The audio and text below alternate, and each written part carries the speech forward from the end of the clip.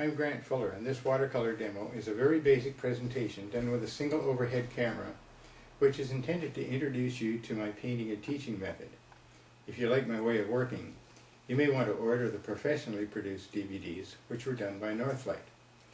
I have a 1-hour feature called Painting the Sea in Watercolor, and also a drawing DVD about the same length called Grant Fuller's Drawing Workshop, Essential Techniques. I also have 2 books available.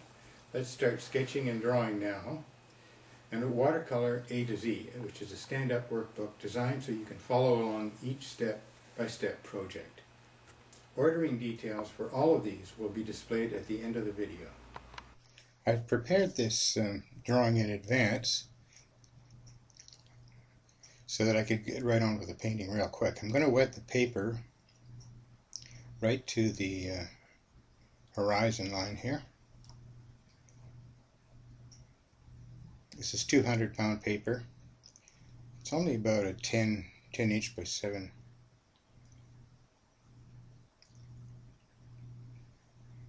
Start with a thin wash of cadmium orange.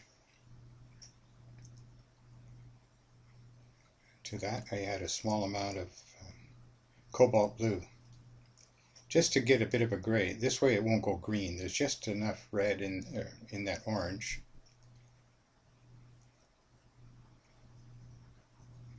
When it mixes, I'll get a pleasing gray.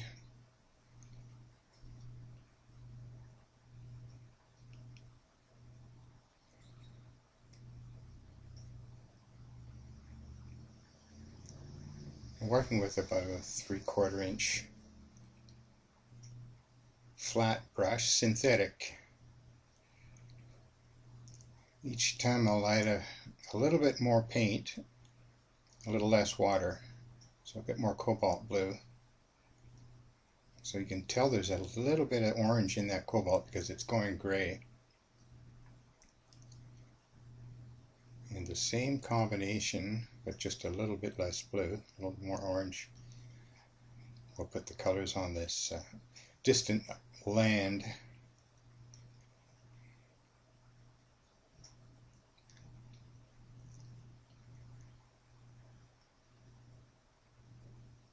I wanted to get this done on the wet paper so I get a soft edge. It's got to be a very dry brush though, so it won't bleed into the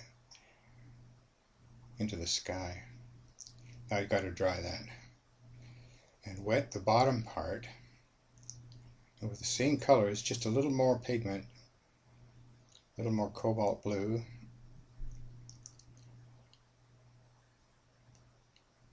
And at some point you can actually switch to ultramarine blue, which will go darker just a bit faster.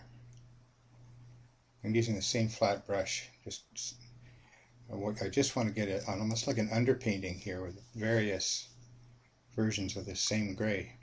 This is not going to be a very colorful painting because I want to focus more on the values, light to dark, and the dryness of the brush for work on white paper, and even drier here. This is about a 1/2 inch flat.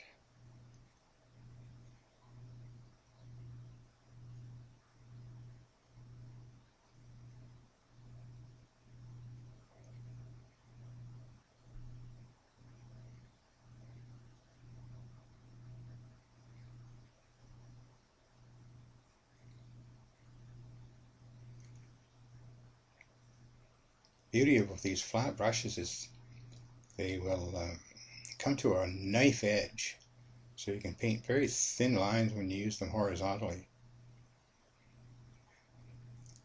and then they'll give you the broader strokes when you pull down on them. So as I get closer, I want to get a little bit bigger waves.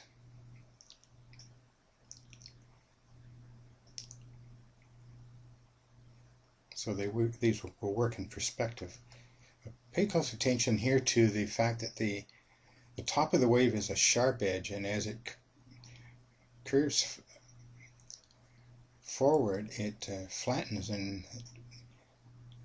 becomes lighter, just because that that little curl is more vertical, it's not going to get as much light on it. So the bottom part of that wave needs to be a soft edge as it comes out into the light. You can sometimes clean the brush and just soften that edge, or you can just work the dry brush, just lifting it as you go.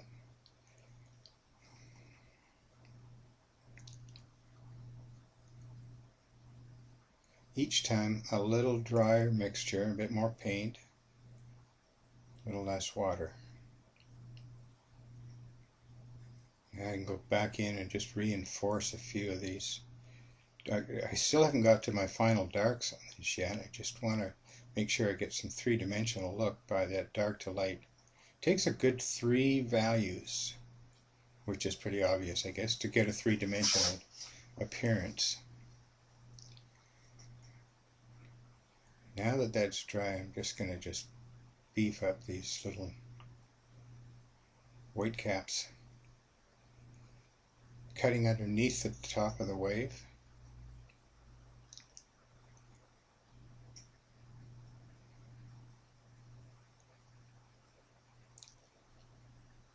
It's pretty dark, but this stuff dries so light. Watercolor is drying constantly, lighter than when you put it down, so I have to go back frequently and just reinforce some of the darks.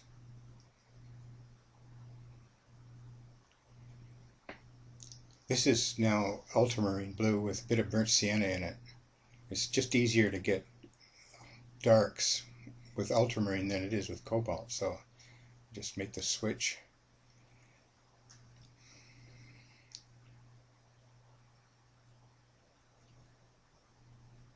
I'm down to about a 1/4 inch flat brush here, just because I have a few smaller details to work in.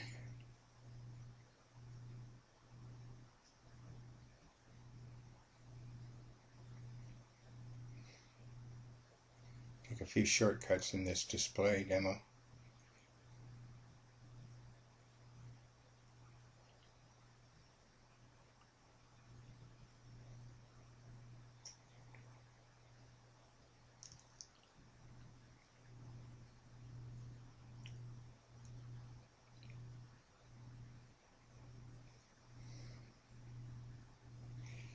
Now we're going to do the boat. This is about a number 8 round brush. Same colors, ultramarine and burnt sienna, just a thin wash, just on the shadow side of that hull. Just clean the brush out quickly and just soften that edge so I get a gradual turn, and it will look round rather than the sharp corner like you see on the transom there. There's always a few cast shadows from the lines and a bit of reflection from the choppy water.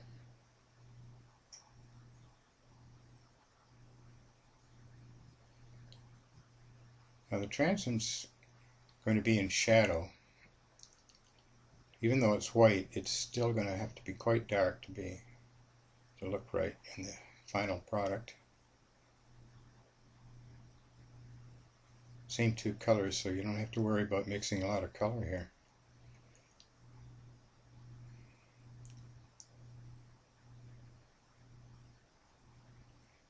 I'm just worried about whether that last wash is dry. I don't want it to bleed into it. Kind of stalling to make sure I get a sharp edge on the transom here.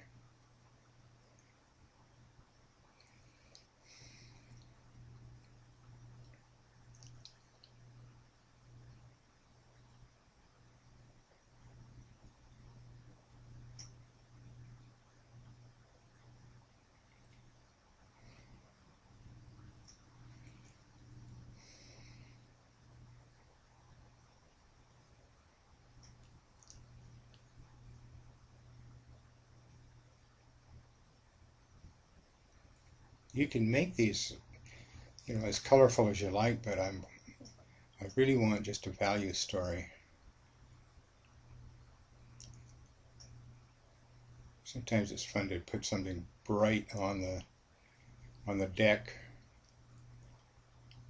but I got two boats here and I don't want distracting little bits complicating the thing. And it's a small painting too, so it's not going to tolerate a whole lot of busyness.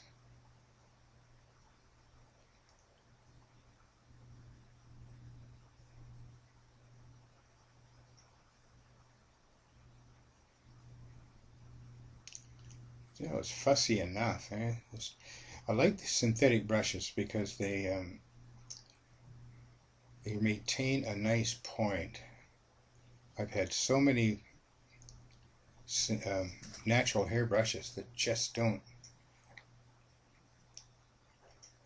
retain the same kind of sharp point and nor the same kind of spring as the synthetic ones do.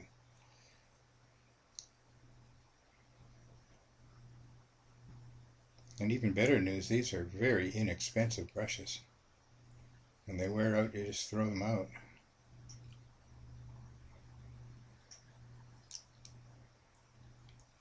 Just a little more detail here to show you.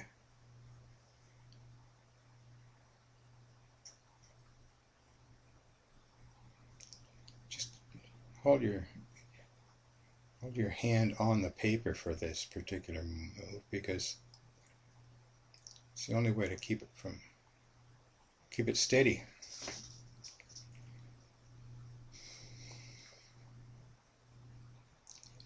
Just a liner brush here. I want to have these two little boats at anchor, so I'll show a bit of a rope and a float.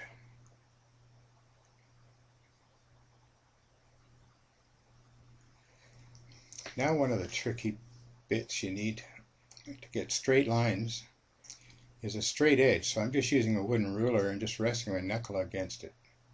I'll line the ruler up carefully with the direction it has to go so that I can rest my hand on it and slide it along the ruler.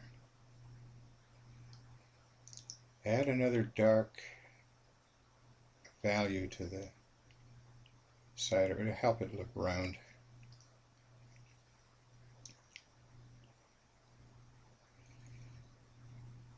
This next little bit is a bit trickier. I'm going to use the liner brush for it because I need a much finer line. But to line this up so that it ends up both ends match. And I don't mind it skipping because these lines, the sun reflects off them, you get shiny spots. I'd rather they're varied in weight. Lift them a bit so they're not the same width all the way down. Or even break them, or even put a little white paint in at the end to show that the sun's bouncing off them. Which I probably won't do on this one, but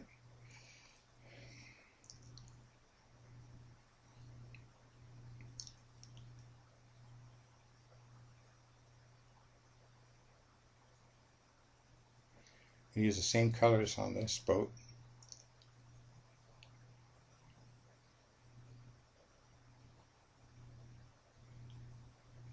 Paper's totally dry for this process.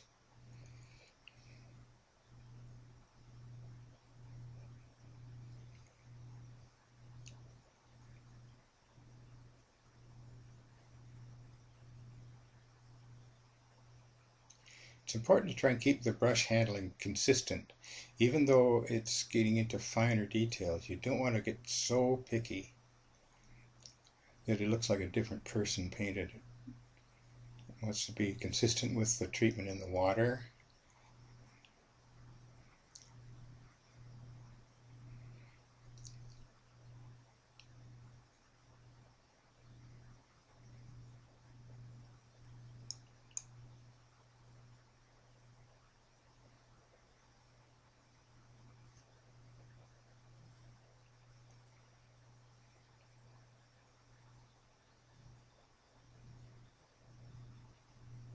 You can practice making things look like they're busy and full of interesting shapes when you're not really painting anything but little spots and lines and A few geometric shapes.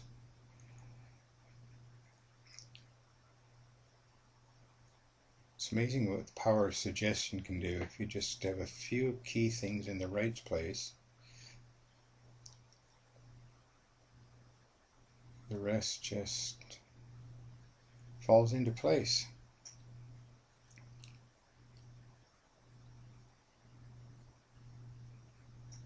It's important to have good reference on this stuff. I take an awful lot of boat pictures. Usually end up assembling them, several from, or one painting from several different reference photos. I'll never get the right water conditions, or I'll never get the right combination or angles on the boats. You got to make sure you got the right perspective on any boats that you add to your composition, though.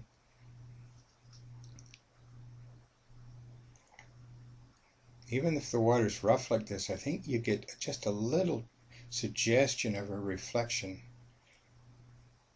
on some of the parts of the waves. So I just wanted to see if I could catch that.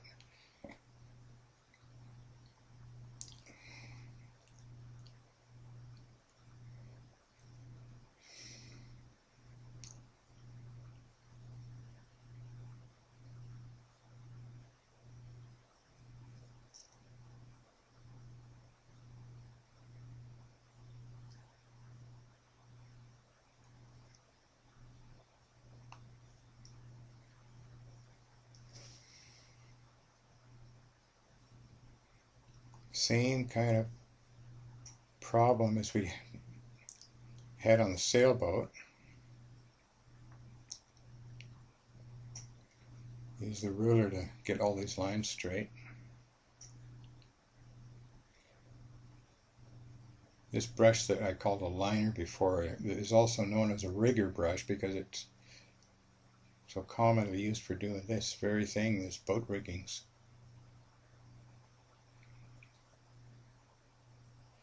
This looks like a gang trawler, this boat, this fishing boat. It's been converted to also doing crab traps. So it's got a combination of equipment on board.